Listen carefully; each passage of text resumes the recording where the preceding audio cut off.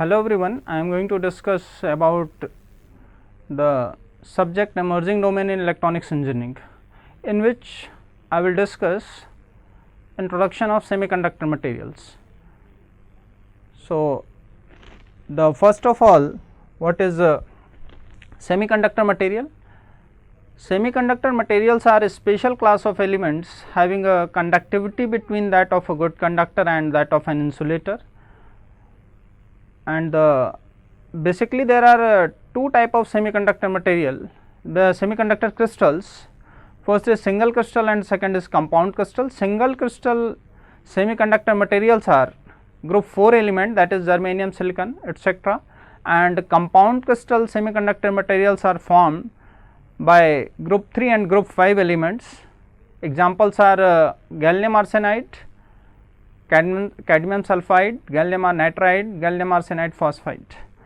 Most frequently used semiconductor materials for the construction of electronic devices are germanium, silicon and gallium arsenide. This is the periodic table in which it has shown that for this group 4 elements are used for the semiconductor material,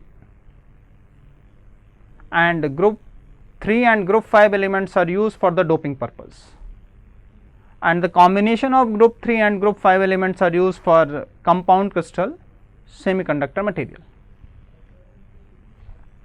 So, what is the history of semiconductor material? In 1939, germanium was used in the diode, and in 1947 germanium was used in the transistor, and in 1954 silicon was used in the transistor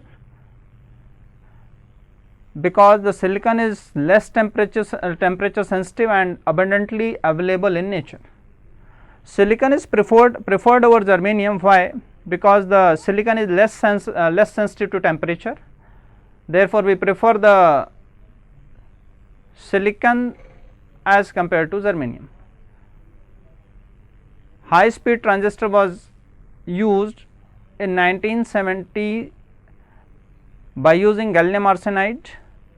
And why we are using gallium arsenide? Because it is faster as compared to other semiconductor material, that is germanium and silicon, and the semiconductor choices for electronic devices are silicon, germanium and gallium arsenide. So, here I am interested only for semiconductor materials. So, first of all I will discuss what is atomic structure and how the electrons are participating in conduction. So, here in atom there is nucleus, electrons, protons and neutrons. Electrons revolve in the orbit around the nucleus.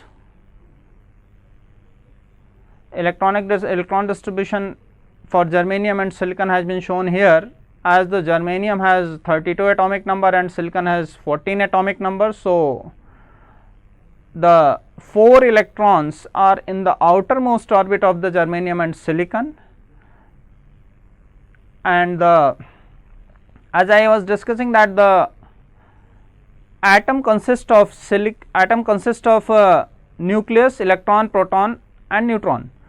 So, I told you that the electron is revolving around the nucleus in the orbit. The electron revolving in the orbit closer to the nucleus is tightly bound to the nucleus, and the electron revolving away from the nucleus in the orbit is loosely bound to the nucleus. It means that the electron revolving in the orbit which is away from the nucleus has higher energy level, and it requires less amount of energy to become free or to detach less amount of energy is required to detach the electron which is revolving away from the which is revolving in the orbit away from the nucleus, as compared to the electrons revolving in the orbit closer to the nucleus. Or you can say that the orbit which is closer to the nucleus has less energy level as compared to the orbit which is away from the nucleus. So, I will discuss the energy level diagram of the atom for the different orbits. In this this atomic structure, the germanium and silicon has 4 electrons in the outermost orbit, and these outermost electrons are known as valence electrons. The atom which has 4 electrons in the outermost orbit of the atom is known as tetravalent atom. Similarly, here I have considered gallium and arsenide. Gallium has 31 atomic number and arsenic has 33 atomic number. So, the gallium has 3 electrons in the outermost orbit of the atom, and arsenic has 5 electrons in the outermost orbit of the atom. So, the atom which has 3 electrons in the outermost orbit of the atom is known as tetravalent atom, 3 electron is known as trivalent atom, and the electron the atom which has 5 electrons in the outermost orbit is known as pentavalent atom. These atoms which are these atoms belongs to group 3 and group 5 group 5 of the periodic table, and these atoms are used as a doping element for increasing the conduction of the semiconductor material.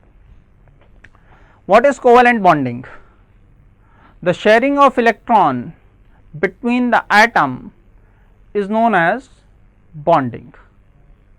Here it has shown that the silicon crystal has been considered, and in the silicon crystal there are n number of atoms. So, it has shown that the 2 electrons are participating for formation of covalent bonding, and these bonds are formed by the outermost orbit by the outermost electron or valence electrons of the atom. So, now come to the energy level of the atom. In this figure it has shown that as I have already discussed, that the orbit which is closer to the nucleus has lowest energy level, and as well as we are moving away from the nucleus, the energy level of the orbit will increase.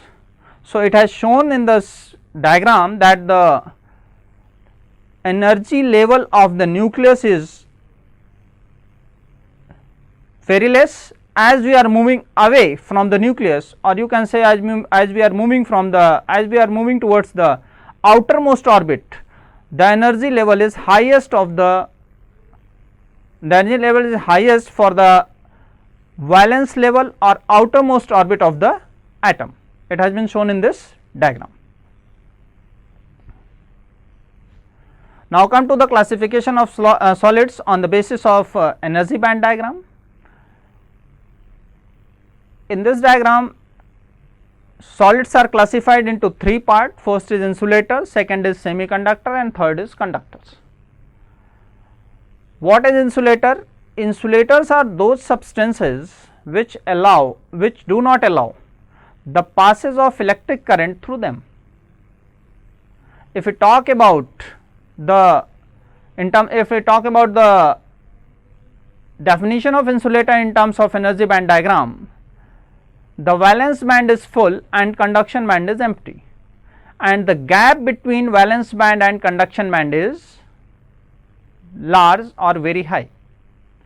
Now, what is valence band and what is conduction band? Valence band is nothing but the energy possessed by the valence electrons, and the conduction band is nothing but the energy possessed by the valence electrons that becomes free or you can say the energy possessed by the free electrons is known as conduction band. In some materials like copper, the outermost orbit of the electrons are loosely bound to the nucleus and they even become free at the room temperature. So, they will participate in conduction, and the energy possessed by these free electrons is known as conduction band. And what is the valence band? Valence band is nothing but the energy possessed by the valence electrons is known as valence band. Now, what is semiconductor? Semiconductor is the substance whose conductivity lies between the insulator and conductor. On the basis of energy band diagram, valence band is full, almost full, and conduction band is almost empty. The energy gap between valence band and conduction band is less, and the valence electron can jump from valence band to conduction band by giving a small amount of energy to the material. What is conductor? Conductors are those substances which easily allow the passage of electric current through them, and the energy gap between valence band, or you can say the conduction band and valence band overlap to each other, and no external energy is required for to jump from the valence electron from valence band to conduction band. They can easily move from valence band to conduction band because they overlap to, because the valence band and conduction band overlap to each other. So, this is the classification of insulator, semiconductor and conductor. Here I am interested only for semiconductor materials. So, I will discuss only semiconductor, not insulator and conductors. What are the examples? Examples of insulators are wood, diamond, etc. Semiconductors are group 4 elements, conductors are copper, metal, etc. Now, I am interested only for semiconductor materials, so I will discuss only semiconductor. Now, what types of semiconductor? Semiconductors, basically there are two types of semiconductor material. First is intrinsic semiconductor material and second is extrinsic semiconductor material. Intrinsic semiconductor materials are the purest form of semiconductor, and extrinsic semiconductor materials are the impure form of semiconductor material. Why we are impuring, why we are adding impurity to the pure semiconductor material? An intrinsic semiconductor material at room temperature, the conduction is very less. For increasing the conductivity of intrinsic semiconductor, we are adding impurity to the intrinsic semiconductor for making the extrinsic semiconductor. Basically, in intrinsic semiconductor, number of electrons is equal to the number of holes, and the current conduction is take place by both electrons and holes in case of intrinsic semiconductor material. In extrinsic semiconductor material, extrinsic semiconductor material is formed by adding the impurity to the pure semiconductor material. So, the process of adding impurity to the pure semiconductor material is known as doping. So, on the basis of impurity added to the pure semiconductor material, extrinsic semiconductors are further classified into two parts. First is N-type extrinsic semiconductor material and second is P-type extrinsic semiconductor material. What is N-type extrinsic semiconductor material? When pentavalent impurity is added to the pure semiconductor material, then that type of semiconductor material is known as N-type extrinsic semiconductor material. And when trivalent impurity is added to the pure semiconductor material, then that type of semiconductor material is known as P-type extrinsic semiconductor material. In N-type extrinsic semiconductor material, we are adding pentavalent impurity, it means group 5 elements. When we add the group 5 element, when large amount of impurity is added to the pure semiconductor material, then pentavalent impurity is added to the pure semiconductor material, then large number of electrons will be greater than number of holes in N-type semiconductor material, and in P-type semiconductor material we are adding the trivalent impurity. So, in trivalent, if you are adding the trivalent impurity to the pure semiconductor material, then the 3 electrons will participate in covalent bond, in formation of covalent bond, and 1 electron or 1 vacancy will always be there. So, as well as we will increase the number of impurity, or we will increase the trivalent impurity to the in the intrinsic semiconductor material. So, in that case number of holes will be greater than number of electrons. So, I will first of now come to the n type semiconductor material. As I told you that for formation of n type semiconductor material, we are adding the pentavalent impurity to the pure semiconductor material. Here I have considered the silicon semiconductor material, and here I have added 1 impurity to the semiconductor crystal. So, here I told you that we are adding for formation of we are adding pentavalent impurity for formation of n type semiconductor material. So, here in the pentavalent atom there are 5 electrons in the outermost orbit. When we add to this pure semiconductor material, the 4 electrons will participate with silicon in covalent bonding, and 1 excess electrons will be available for the participation in conduction. As well as we increase the number of impurity in the intrinsic semiconductor material, so more number of antimony will be added. So, more number of free electrons, excess electrons will be available. As well as we increase the temperature, this electron will become free and it will participate in conduction.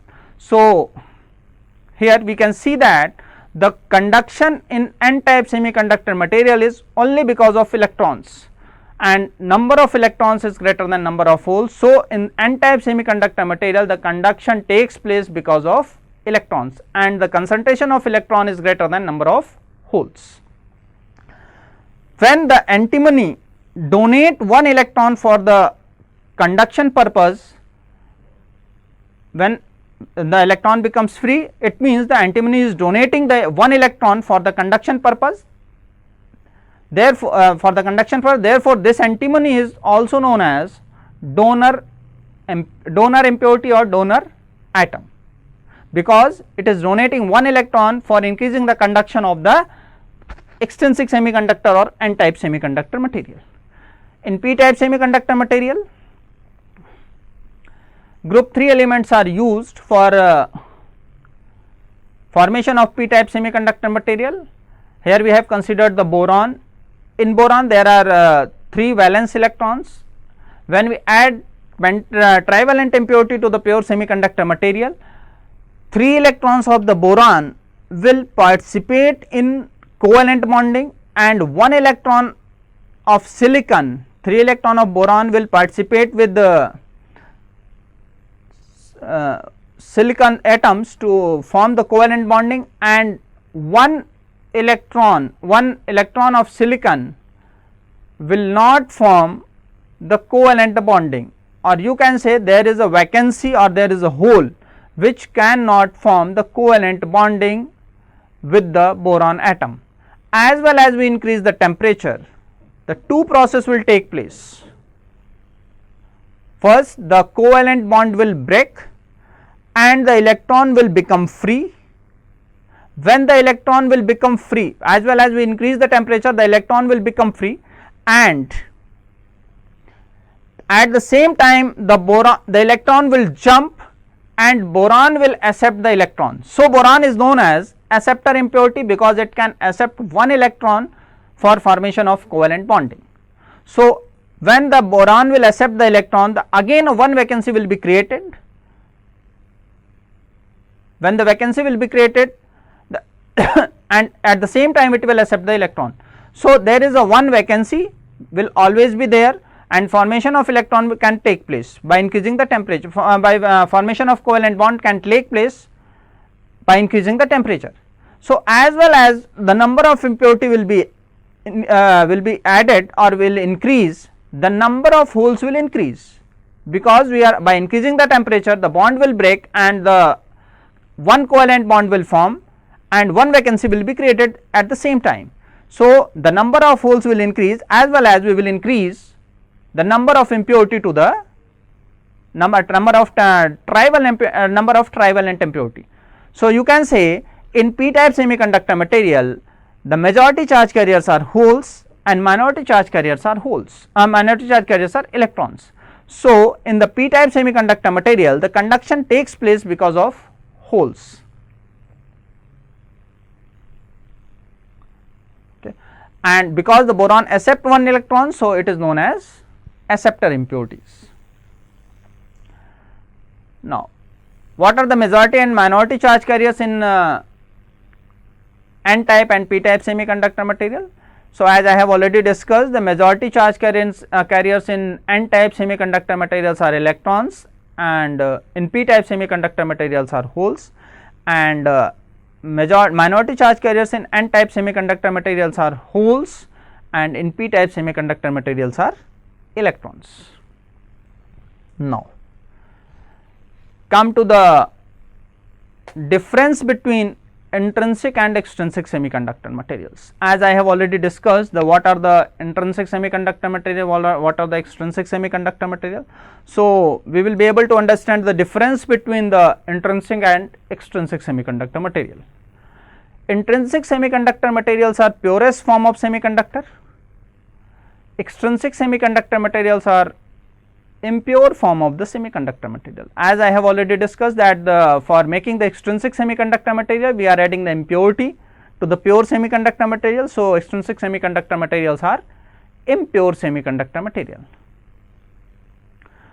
In intrinsic semiconductor material, density of number of electron is equal to number of holes, but in case of extrinsic semiconductor materials, it is not so. Density of electron is not equal to density of hole. It depends upon the impurity added to the pure semiconductor material. So, if we are adding, if I am talking about n type semiconductor material, then density of electron is greater than density of holes. If I am talking about the p type semiconductor material, then density of hole is greater than density of electron. Electrical conductivity of intrinsic semiconductor is low. For increasing the conductivity, we are adding the impurity. So, the electrical conductivity of extrinsic semiconductor is high, and electrical and conductivity depends on temperature only in case of intrinsic semiconductor material. As I told you that in intrinsic semiconductor material, number of electron is equal to number of holes. So, by applying a small amount of voltage or by giving a thermal energy to the intrinsic semiconductor material, we can increase the conductivity. But in case of extrinsic semiconductor material, for increasing the conductivity, we can increase the temperature, or by we can increase the impurity added to the semiconductor material. In case of intrinsic semiconductor material, no impurity is added, and in case of extrinsic semiconductor material, trivalent and pentavalent impurity is added. Now, what are the properties of semiconductors? Semiconductor acts like an insulator at 0 Kelvin. On increasing the temperature, it works as a conductor. So, as I told you that semiconductor behaves as an insulator. In case of intrinsic semiconductor materials, as I told you that number of electron is equal to number of holes. So, there is no conduction at 0 degree temperature, but as we increase the temperature, the small current will flow in the semiconductor material. So, you can say semiconductor behaves like an insulator at 0 Kelvin, but by increasing the temperature its conductivity increases. When its conductivity increases, by increasing the temperature we are increasing the conductivity. When we are increasing the conductivity, it means we are decreasing the resistivity. So, by increasing the temperature, resistance is decreasing. It means the semiconductor behaves as a negative temperature coefficient of resistance. As well as temperature increases, the resistance of the semiconductor material decreases. This is the third point that I have discussed. The resistance of semiconductor material decreases with the increase in temperature and vice versa. The resistivity is higher than conductor and less than insulator. If the as the definition says of the semiconductor materials or semiconductor substances are those substances whose conductivity lies between insulator and conductor, means conductivity is greater than insulator but less than conductor. So, here you can say that resistivity is higher than conductor but less than insulator. Its conductivity lies between 10 to the power 5 to 10 to the power minus 6 mho per meter, and the current flow in the semiconductor is because of both electrons and holes. Majority and minority charge carriers may be different, but if you are talking about p type and n type. Now, I have already discussed that what are the p type semiconductor material and what is the n type semiconductor material.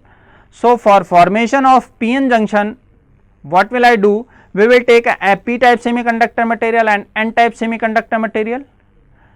When p type and n type semiconductor material suitably joined to continue, by continuing the crystalline continuity, suitably joined so that they can the crystalline continuity so that we can maintain the crystalline continuity of p and n type semiconductor material, then the junction formed is known as p-n junction diode. P-n junction. When p type semiconductor material is suitably joined with the n type semiconductor material so that the crystalline continuity is maintained, then the junction is known as p-n junction. How the p-n junction, when we combine the p type semiconductor material to the n type semiconductor material, what will happen? When as we know that in p type semiconductor material, majority charge carriers are holes, minority charge carriers are electrons, and in n type semiconductor material, majority charge carriers are electrons and minority charge carriers are holes. So, when we combine the p type and n type semiconductor materials, what will be the tendency of the majority charge carriers? It will start, majority charge carriers will start moving from higher concentration to lower concentration. Then what will happen? The electron from n side will move from n side to p side, and the majority charge carriers of p side, that is hole, will start moving from p side to n side. Basically electrons holes are not moving, but for understanding purpose we will say that holes are moving. So, when the electrons from n side semiconductor material will move from n side to p side, the mobile ion will start converting into the immobile ion and they will start depleting at the junction. Same will happen for the p side. This process will continue unless the voltage developed at the positive charge accumulated at the n side of the junction and the negative charge accumulated at the p side of the junction will start repelling the electrons coming from the n side and the holes coming from the p side. When a so high electric field is developed, the movement of electrons and holes will stop, or you can say such a high electric field, when such a high electric field is developed at the junction, the movement of electrons and holes will stop, and at that time we will get a fixed depletion layer, and in that case the electron and holes will stop moving,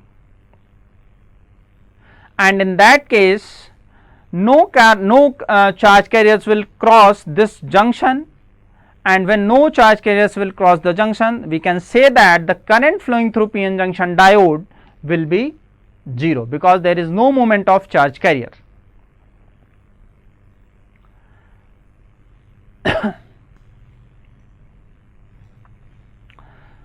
So, the symbol used for PN junction diode is this. It is a two terminal device which conducts only in one direction.